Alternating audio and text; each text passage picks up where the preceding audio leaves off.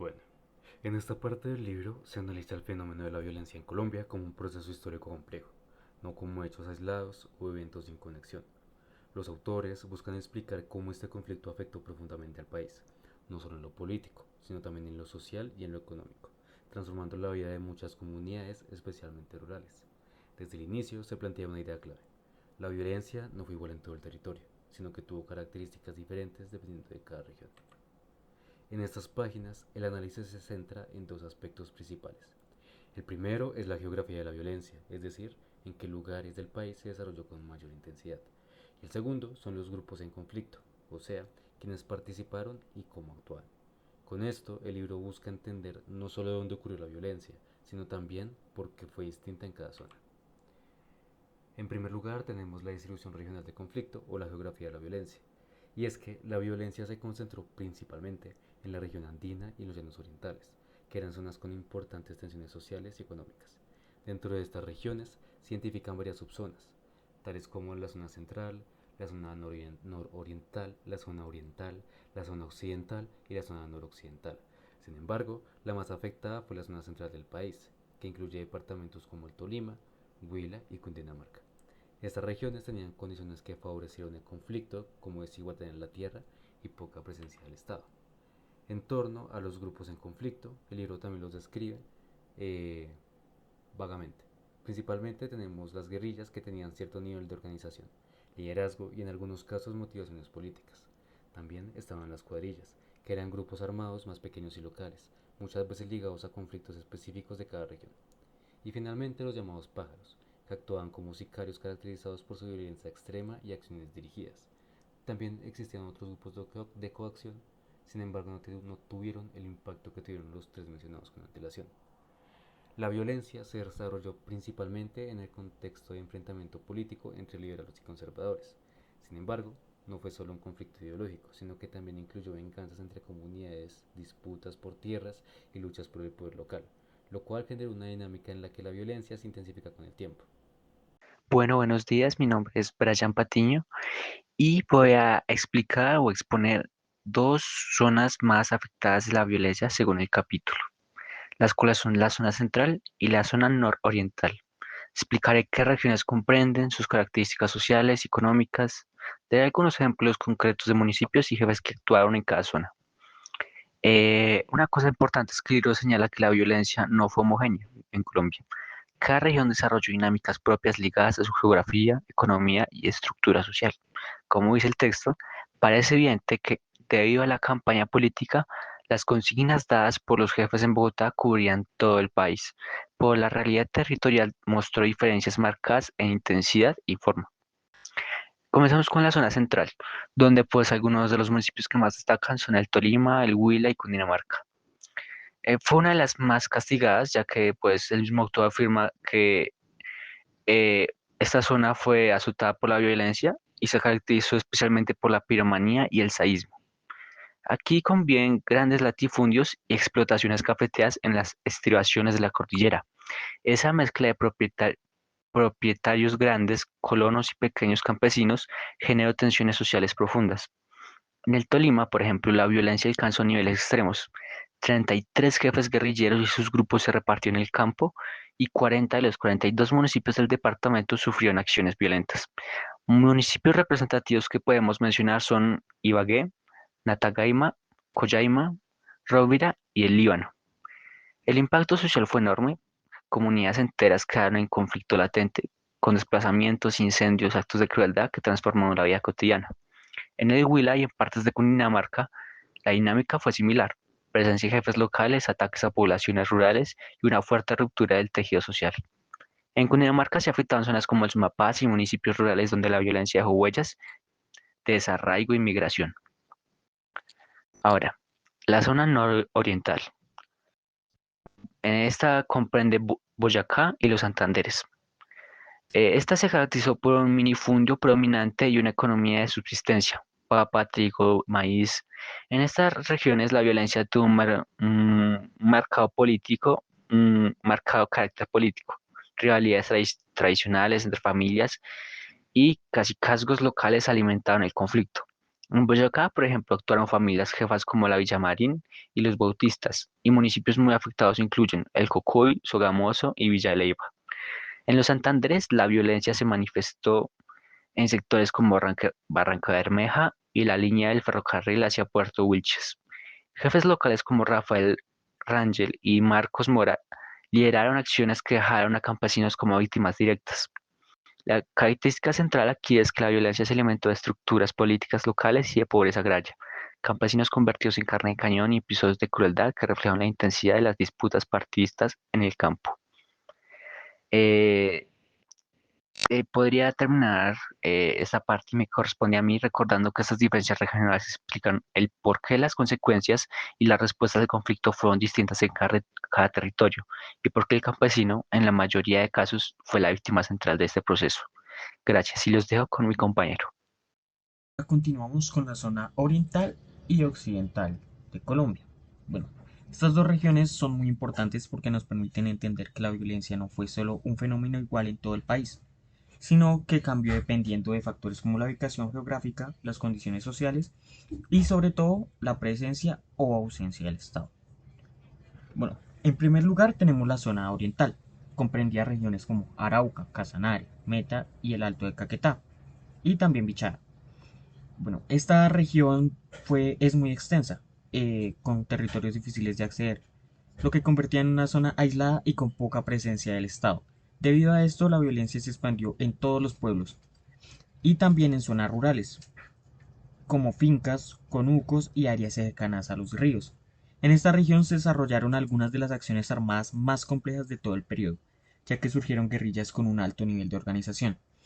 Estas guerrillas no eran grupos improvisados, sino que tenían liderazgo claro, estructura interna, estrategias de acción, capacidad de controlar territorios amplios. Incluso en esta zona se intentó crear Comando General de Guerrillas con la idea de unificar fuerzas y enfrentarse al gobierno de una manera más organizada. Además, estas guerrillas tenían una relación más cercana con el territorio, lo que les permitía mantenerse por más tiempo y tener mayor influencia. Por eso la violencia en la zona oriental fue más estructurada, organizada y prolongada en comparación con las otras regiones del país. Bueno, acá continuamos con la zona occidental. En la zona occidental incluye regiones como Valle del Cauca y Caldas. Presentó una forma de violencia más, distinta. En esta zona no predominaban guerrillas organizadas como en el oriente, sino grupos conocidos como los pájaros. Estos grupos eran armados que actuaban de forma directa y muchas veces estaban relacionados con intereses políticos. Su objetivo principal era perseguir a las personas del partido contrario, imponer control en ciertas zonas y generar miedo en la población. A diferencia de las guerrillas, estos grupos no tenían una organización tan estructurada ni buscaban un control territorial a gran escala. En cambio, su forma actual era más inmediata, violenta y localizada.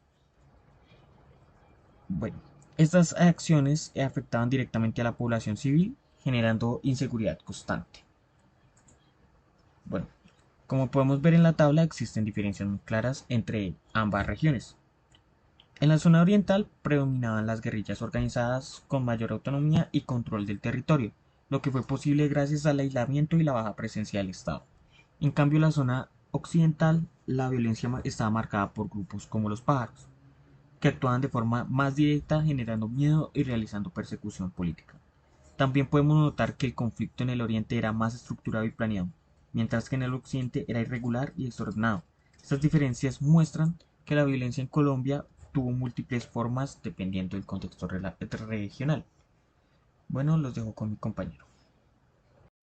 La geografía de la violencia en la parte noroccidental de Colombia y factores sociales entre 1948 y 1953.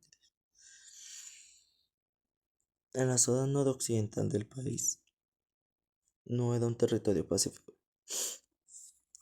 Por ejemplo, en el Bajo Cauca antioqueño y en Córdoba, figuras como Ciro Castaño y Laurentino Perdomo establecieron centros de control en zonas rurales apartadas. Eran los encargados de organizar y dirigir las acciones violentas sobre regiones como Catolo, Miranda y Santander. Eran líderes que aprovechando la geografía difícil establecieron control total sobre la población fundamental.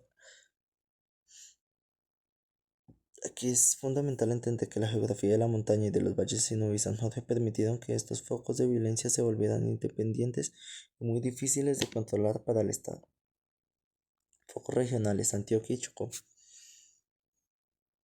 Vemos un impacto en Antioquia, donde hubo 40 municipios afectados, pero aquí es clave entender cómo se expandió ese poder. El texto menciona que la violencia no se quedó encerrada, bajó de las montañas antioqueñas hacia el Chocó. Así fue como el conflicto llegó a los márgenes del río Atrato y Quibdó. Mientras esto pasaba, en las riberas del Bajo Magdalena, otros 14 jefes de grupo controlaban el movimiento por el río, es decir, el noroccidente estaba situado por líderes locales que usaban los ríos como rutas de ataque y de escape. Factores sociales y demográficos. ¿Por qué la violencia se ensañó tanto en estas zonas?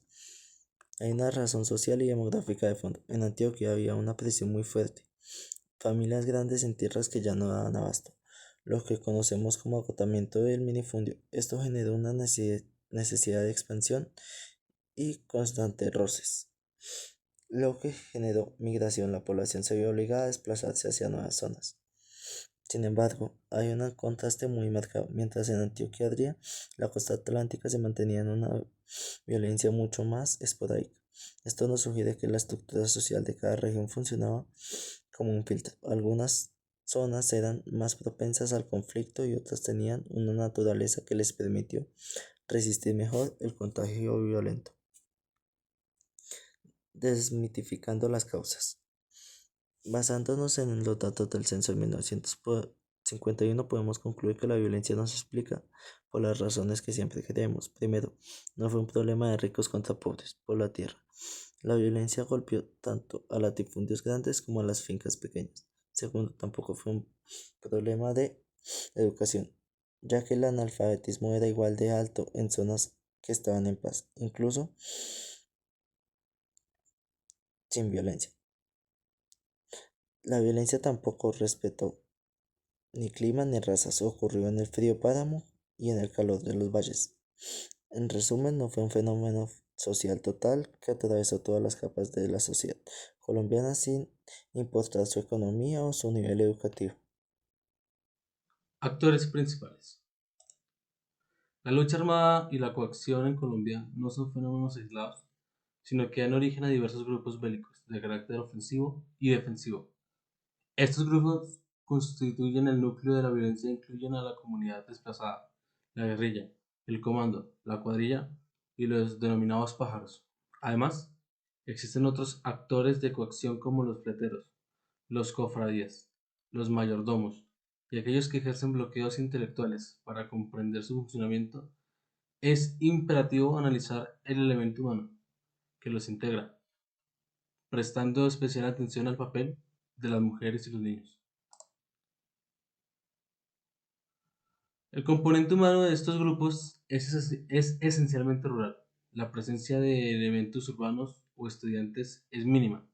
Los combatientes suelen tener entre 14 y 35 años. Son campesinos, peones o pequeños propietarios que han perdido sus tierras por incendios o desplazamientos forzados. Su nivel de escolaridad es extremadamente bajo, con una mayoría que no sabe leer ni escribir. Psicológicamente son hombres moldeados por su región, predominantemente mestizos y católicos, movidos por una profunda esperanza de retornar a su parcela y por un sentido de justicia frente al exilio. No se puede entender al campesino guerrillero sin sus ideas particulares sobre la tierra, el trabajo, la familia y la religión. Posee una gran malicia indígena y una capacidad de resistencia y sacrificio que las clases dirigentes suelen ignorar o explotar mediante la demagogia. En este contexto, se diferencia al guerrillero, definido como aquel que luchó por un ideal y luego se somete a la ley, el bandolero, quien decide vivir al margen de toda norma legal. Ambos brotan de una realidad de abandono estatal donde no hay médicos ni jueces para el hombre rural. La mujer desempeña roles multifacéticos, acompaña al grupo familiar, atiende el vivac, confecciona uniformes y realiza labores críticas de espionaje. Casos como el de Elvira, que enfrentó la muerte con altivez, ilustran el heroísmo femenino. Sin embargo, su destino es a menudo trágico. Muchas se ven obligadas a huir por selvas y llanuras, refugiándose de los bombardeos aéreos, mientras que otras, tras el genocidio de sus parejas, son forzadas a unirse a sus usurpadores o terminan esclavizadas en redes de prostitución en las ciudades. Los niños aparecen como elementos activos y víctimas de la tragedia, funcionando como estafetas, informantes o incluso ejecutores de actos violentos. El caso de Caporal, un niño guerrillero de agilidad y audacia increíbles, personifica la capacidad batalladora de una generación que produce muerte con la misma ingenuidad con que otros niños juegan. Estos menores, testigos de sadismo y crímenes, representan una generación frustrada que, según las observaciones de la época, son el producto neto de la desmoralización de la conciencia pública. Para el campesino, la vereda es un máximo factor de cohesión y seguridad social. Al ser perseguido, pierde sus hábitos, su red de apoyo y su goce franciscano de la vida cotidiana como impulso de conservación. Se integra en nuevos grupos de lucha para llenar ese vacío de seguridad. No obstante, este desplazamiento altera la estabilidad de la noción, ya que el grupo errante solo encarna una parte de los intereses sociales, rompiendo la armonía veredal y polarizando a la población en torno al dolor y la tragedia. Dentro de los grupos errantes surgen estructuras organizativas para evitar la anarquía. Se establecen leyes internas como la ley seca y sistemas de justicia donde los culpables deben realizar trabajos obligatorios en parcelas de los más pobres. En algunas zonas como el sur del Tolima, el control del ejército por un comandante supremo asesorado por el Estado Mayor, incluso se registran colonias penales y cuerpos de policía especialmente organizados por las mismas guerrillas para mantener la disciplina y seguridad y asegurar la solidaridad del grupo. La guerrilla colombiana tiene antecedentes históricos desde la independencia, pero la variante moderna muestra una mayor influencia ideológica y táctica. A partir de 1949 se observa un esfuerzo por organizar estas fuerzas bajo normas disciplinarias escritas y una educación política orientada a la liberación nacional. Ciertos sectores, como en Del Pato o Galilea, la comunidad se organiza con comisarios políticos, parceladores y secretarios, llegando a poseer bibliotecas de contenido ideológico, reglamentos que prohíben acciones individuales sin el consentimiento del Comando Central. Continuando con los grupos en conflictos, les voy a hablar sobre la cuadrilla. A diferencia de las guerrillas organizadas, la cuadrilla surge como una expresión de la desintegración del conflicto. Es un grupo esencialmente desorganizado, dirigido por combatientes secundarios caracterizados por una ferocidad sin precedentes. Esta integraba mayoritariamente por jóvenes y adolescentes, los que les permitía una movilidad y agilidad pasmosa para atacar y huir rápidamente. Actuaban sin contacto con los grandes jefes guerrilleros ni reconocen superiores, convirtiéndose en una secuela de la desintegración moral del proceso. Siguiendo con los pájaros. Representan la violencia ejercida desde arriba o de forma mercenaria, con un fuerte arraigo en el Valle del Cauca y Caldas. Contaban con la aprobación de las autoridades, policías y los jueces. Algunos jefes, como Lamparilla, tenían entrada libre a la gobernación del valle. Se refieren al alpiste o como un nombre al suministro de armas, drogas y dinero que recibían de los terratenientes o gamonales para ejecutar sus crímenes. Servían a intereses de enriquecimiento ilícito, como el robo de café, produciendo a los reductores, que eran los compradores de lo robado. También eran reconocidos como el Ku Klux Klan criollo, porque eran un grupo de fichas intercambiables que se movilizaban de un lugar a otro para cometer fechorías protegidos por influencias políticas. A continuación, los líderes de los pájaros y los bandoleros. Como principal, León María Lozano, alias el Cóndor, se identificaba como el famoso jefe de los pájaros en el Valle del Cauca. Se le describía como una figura con gran poder que incluso intimidaba a funcionarios judiciales y tenía consejeros legales. Lamparilla era bandolero que operaba en el Dobio y otras secciones del valle. Tenía tal influencia que, como contaba antes, entraba libre a la gobernación del valle y se citaba con jefes seccionales para planear sus acciones. El vampiro, también otro bandolero mencionado por sus incursiones en la región del Dobio. Dentro de otros grupos de acción, el texto menciona que operaban bajo diversas modalidades. La primera eran las guerrillas de paz, grupos que bajo el pretexto de pacificar ejercían presión y violencia sobre las comunidades locales.